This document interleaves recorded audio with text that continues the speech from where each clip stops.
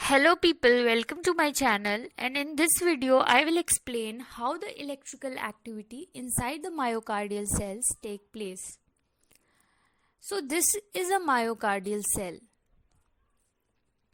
and at rest it has a resting membrane potential. Resting membrane potential is the potential difference between outside and inside the cell, and for myocytes it is minus 90 millivolt, which means that at rest the myocytes are negatively polarized. Okay, so this is at resting state. Now what happens when these cells receive stimuli? When these cells get electrical impulse, some cations from outside the cell they leak inside. Since this positive charged ions are leaking inside the cells, the membrane potential of the cells starts rising towards the positive charge. So it starts rising.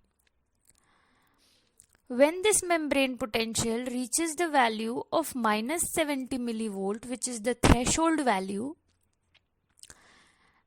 the sodium channels which are present on the myocytes open. It opens, and this rapid opening of voltage gated sodium channels allow the sodium to efflux inside the cell. So the sodium, which is positively charged ion, enters inside the cell.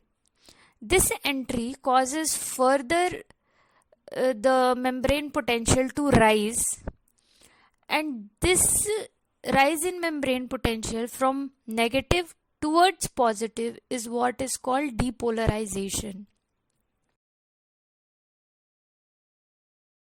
After the depolarization is over, the sodium channels close, and now the potassium channel opens up. This voltage gated potassium channels allow the potassium to go outside the cells. This is because inside the cell is rich in potassium. So it flows from inside the cell to outside the cell. This causes decrease in the membrane potential. But as soon as the membrane potential starts to decreasing, at the same time when the potassium channel opens, the calcium channel also opens, and this allows the calcium to move from outside to inside. This is because the outside the cell the calcium is more than inside. So this entry of calcium inside, positively charged inside the cell, and at the same time the positive charged potassium outside the cell maintains a plateau phase where there is no change in membrane potential. Now as the time passes, what happens is this calcium channel closes, but the potassium channels become more active. The closure of this calcium channel causes decrease in membrane potential, and this decrease in membrane potential from positive charge to negative to the resting membrane potential is what is repolarization.